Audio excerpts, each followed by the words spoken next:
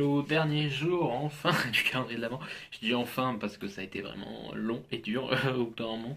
C'est quand lire 24 graphiques, c'est trop jour le jour, hein. Même si j'avais un peu d'avance, vous avez bien vu que parfois bah, je la perdais cette avance. Je la rattrapais, mais je la reperdais. Et là, la preuve, c'est que je suis à la bourre parce que j'ai toujours pas monté le calendrier de l'Avent 23. On est le 23 et du coup, je suis à la bourre. Donc je me dis, je vais faire le 24 parce que comme ça, au moins le 24, vous aurez le calendrier de l'Avent à l'heure. Bref, fatigant. En plus, j'étais pas très motivé. Tous les graphiques que je voyais, rien ne m'intéressait. Et je me suis souvenu que j'avais emprunté celui-là à la bibliothèque. Donc, c'est Superman et Clark Kent, le tome 0, Homme d'acier, par Brian Michael Bendis au scénario. Voilà. Donc, en gros, pour faire simple, on va reprendre l'histoire, pas du début, mais en gros, il y a eu DC Rebirth qui est sorti il y a 5-6 ans. Et c'est toute une saga qui est apparue avec ça. Tout plein de personnages sont repartis de zéro avec cette histoire. Donc c'était cool, hein, moi j'ai bien aimé. Superman, il a deux séries. Il a la série Superman et il a la série Action Comics. À l'époque, dans les kiosques, on avait du coup le kiosque qui s'appelait Justice League, où on avait les histoires d'Action Comics qui étaient basées sur Superman. Ça a continué pendant un temps, et puis au bout d'un moment, les kiosques se sont essoufflés chez DC, enfin chez Urban, et du coup ils ont un peu arrêté. Et on était arrivé au chapitre 1000 Alors 1000 sur tous les chapitres de Superman depuis qu'il a été créé dans les années 40. Donc voilà, on est arrivé à l'Action Comics 1000. Et donc du coup, ils se sont arrêtés là au niveau de Superman. En parallèle, il y avait une série Superman Rebirth, qui elle est plus concentrée sur la relation entre le père et le fils de Superman. Donc voilà, entre leur relation à eux deux. Moi j'ai pris les deux premiers tomes que j'avais bien aimés. Après j'ai arrêté de suivre. Pourquoi? Je sais plus, mais j'ai arrêté de suivre. Et je crois que j'ai vu sur internet il y a 6 tomes dans cette série. Quand je vous parle des kiosques DC, ça remonte bien à facilement 3 ans que ça s'est arrêté. Ça s'est arrêté, donc depuis 3 ans, j'ai pas lu de Superman, parce que ça c'est pareil, ça date d'il y a facilement 3 ans, ces deux-là. Et en gros, l'histoire marchait pas, les gens prenaient pas au niveau VO. Et Marvel, hein, enfin DC a un peu récupéré un artiste à Marvel qui est Brian Michael Bendis, qui est connu pour par exemple Ultimate Spider-Man, pour des grosses séries qu'il a fait, et il est parti chez DC parce que sûrement un plus gros chèque lui était proposé. Et il est parti chez DC et on lui a confié les rênes de Superman, de la nouvelle série Superman. Donc on va appeler Clark Kent Superman, qui va mélanger du coup les Action Comics et les Superman. Donc les deux séries, on les met en une maintenant, pour économiser sûrement et pour faire un peu plus de régularité, pas régularité, mais bah, pour que ça communique mieux entre les deux, quoi. Parce qu'en gros, des fois, on avait des choses qui se passaient sur Action Comics et Superman. Oh non, c'est pareil. Alors pourtant, ça se passait dans la même timeline, quasi en même temps, et tu te dis, mais par exemple, je sais pas, dire que machin chose mourait, et genre dans Action Comics et dans Superman, on ne ressentait pas sa mort, quoi. Des fois, même il arrivait qu'on le voit, donc. Pour faire plus de cohérence, ils ont tout mis, enfin ils ont continué à faire Action Comics et Superman, mais tout est sous la main de Brian Michael Bendis pour faire l'histoire de Superman. Donc quand je vous dis que ça fait 3 ans que j'ai pas suivi Superman, je sais pas du tout ce qui s'est passé dans les 4 autres numéros de Superman Rebirth avec son fils, et je me suis dit je vais me lancer donc celui-là, voir, parce que quand même ils le vendent un peu comme quelque chose qu'on peut découvrir de nouveau. Je vais voir ce que ça donne. Voilà, c'est la nouvelle saga. Là, j'ai cru voir qu'il y avait 5 tomes déjà de sortie dans ma bibliothèque. Ils ont le tome 0 et le tome 1. Donc, je vais voir si le tome 0 me plaît. Je tenterai le tome 1. Et si ça vraiment ça me plaît, peut-être que je me laisserai tenter d'essayer de les trouver d'occasion. Parce que les comics ça coûte cher au fur et à mesure. Celui-là, à peu près, il doit être dans les 18 euros ou les 20 euros. Facilement. Ils sont chiants de pas mettre les prix dans leur. Oula, dans leur numéro. Donc, celui-là, c'est le numéro 0. Alors, ce que ça donne, là en gros on parle de ce qui s'est passé dans l'épisode 1000, donc j'avais des souvenirs comme quoi le père de Superman était vivant, et revenu à la vie. Alors oui, par contre, je vais pas avoir le choix, je suis désolé, je vais falloir que je vous spoil un peu ce qui s'est passé dans les autres tomes. Je peux pas vous spoil ce qu'il y a dans les Superman, mais moi je me spoil ce qu'il y a dans les Superman avec celui-là, mais voilà, on sait que le père de Superman est toujours vivant, il est plus ou moins méchant dans mes souvenirs. Ça se passait mal, les retrouvailles en famille. Et là, voilà, on est avec ce nouveau statu quo. J'ai commencé à le feuilleter. Il s'est passé un truc avec le fils de Clark et de Lois, et même avec Lois en fait. Et au début, voilà, on sait que juste Superman est fâché contre Lois. où il s'est passé quelque chose. On ne sait pas ce qui s'est passé, mais en tout cas, ça a touché son fils et sa femme à Superman. Donc, ouais. Donc là, en plus, on nous présente vite fait, voilà, Superman, le fils de Superman, euh, Loïs, le père de Superman, la cousine de Superman, donc qui est Supergirl, hein, Kara Zor-El, et la Ligue de Justice. Voilà, on vous fait toujours une petite présentation pour expliquer un peu ce qui s'est passé dans les tomes d'avant. Bah, voir si c'est simple à lire ou pas. Pour le moment, on sait qu'il s'est passé quelque chose. Je sais pas si ça s'était passé dans les tomes d'avant ou si ça s'est passé dans ce tome-là. Je vais voir en le lisant. Voilà. Alors sur ce, à toutes. Ça y est, j'ai fini Clark Kent Superman tome 0 par Brian Michael Bendis, Homme d'acier. Euh... Alors, comme je vous ai dit, pendant très longtemps, j'ai plus suivi ce qui se passait sur Superman. Je suis arrivé sur ce tome 0. Et en effet, on peut le lire sans... Ouais, je me suis coupé pendant que je suis rasé. Là, là, là. Bon.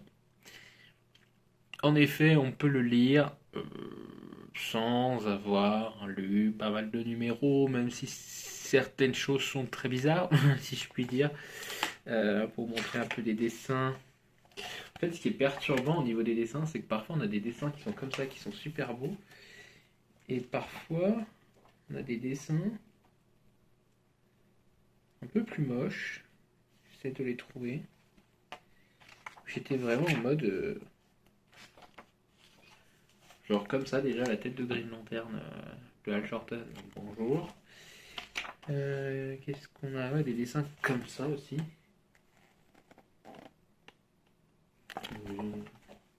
C'est dommage parce que ouais, on passe d'un chapitre à l'autre avec des dessins pas très ouf d'un coup et c'est choquant. Mais sinon, c'était c'était pas très bien. C'était bien, bien. On va dire, on va pas être un superlatif. On va dire que c'était bien. En gros, on va suivre Clark Kent qui a vécu quelque chose avec Lois et John, leur fils. On ne sait pas ce qui est arrivé à Lois et John, on l'apprend dans ce livre. Mais voilà, il est un peu perdu, plus rien ne va dans sa vie. Il y a des incendies meurtriers qui se produisent à Metropolis. Il y a une nouvelle capitaine chez les pompiers qui du coup éteint ces incendies, qui mène aussi l'enquête.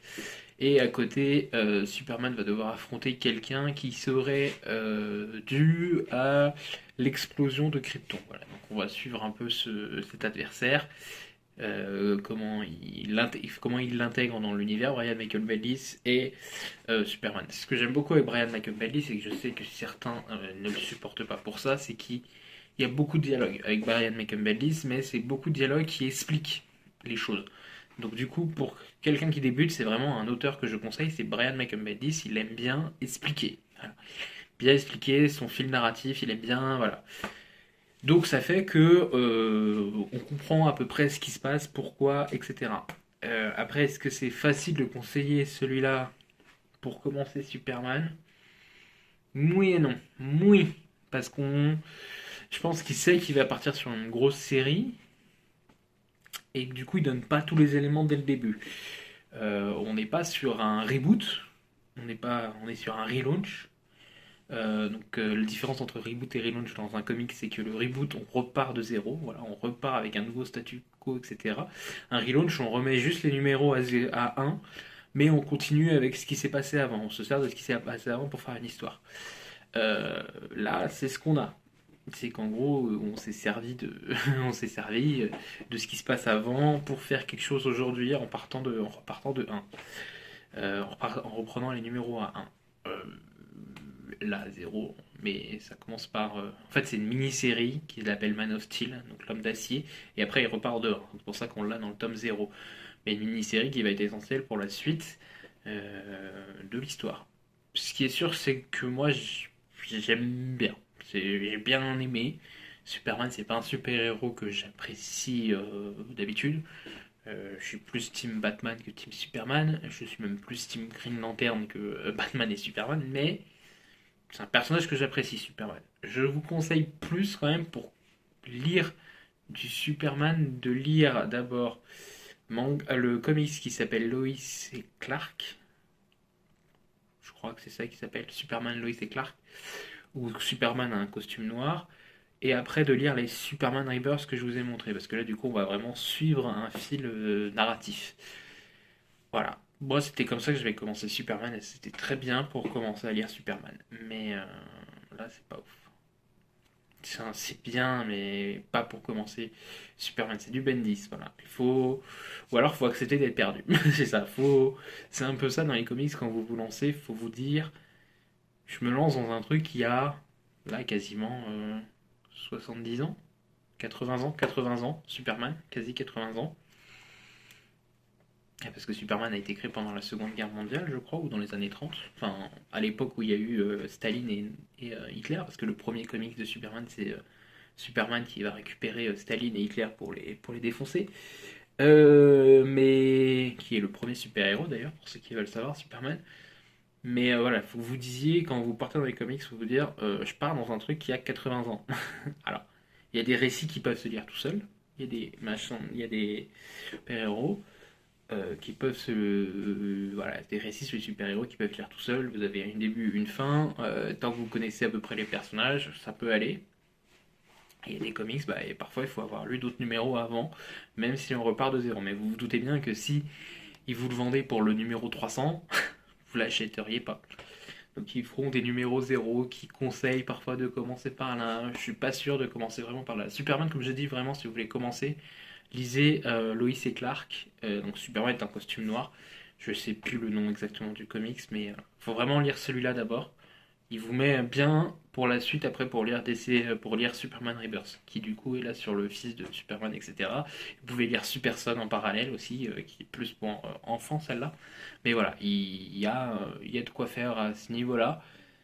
Mais celui-là, quand même ardu. Vous pouvez y aller. Peut-être que dans le tome 1, ça se passe encore mieux. J'essayerai de le voir pour le prendre à la bibliothèque, parce que du coup, ça m'intrigue. Je voudrais voir la suite. Mais voilà. Est-ce que ça vaut le coup? Et si vous voulez commencer des comics, veillez à regarder peut-être une série de Brian Michael Bendis, un tome 1 de Brian Michael Bendis, pas un crossover, mais vraiment un tome 1. Alors qu'est-ce qu'un crossover? C'est quand on réunit tous les personnages. Donc par exemple, si vous prenez lequel il aurait fait Secret Invasion, c'est du Brian Michael Bendis, mais je vous le conseille pas parce que là c'est plein de personnages, plein de machins, vous allez être paumé et en plus on n'a pas le temps de vous expliquer tout. Pardon, j'ai un souffle dans la gorge. Mais par exemple, si vous prenez un Spider-Man Miles Morales de Brian Michael Bendis dans les formats 11 €, vous avez de quoi faire, quoi. Vous commencez un nouveau super-héros, vous allez apprendre à le connaître, etc. Brian Michael Bendis, j'aime bien parce que justement, il prend son temps pour exposer ses trucs, il fait beaucoup de dialogues, comme je vous ai dit au début. Voilà. Donc, j'ai bien aimé. Est-ce que je peux vous le conseiller en tant que nouveau? Oui. Voilà. Oui, faut accepter d'être un peu perdu, quoi. Voilà. Comme moi, j'ai accepté quand je l'ai commencé. Je savais que j'avais, pendant 3 ans, pas lu de Superman. Je savais que j'avais loupé des trucs. Mais je me suis dit, allez, je me lance et je vois ce que ça donne. Et c'est bien, c'est que alors, c'est un tome d'une série, donc il va vraiment répondre à toutes les questions jusqu'au bout, mais je veux dire que là, pourquoi Superman en est là, on le sait dans ce bouquin. Qu'est-ce qui arrive à Lois et John, on le sait. Voilà, on le sait. Il fait planer le mystère dans le livre, mais on le sait. Voilà, on le sait à la fin, on le sait. C'est le plus important. Voilà. Et ça explique aussi pourquoi Superman est un peu déprimé dans ce livre. Voilà, sur ce, je vous souhaite à tous de très bonnes fêtes si vous fêtez Noël, etc. Sinon aux autres, un très bon week-end. Et on se retrouve très vite pour une prochaine vidéo. Bye tout le monde.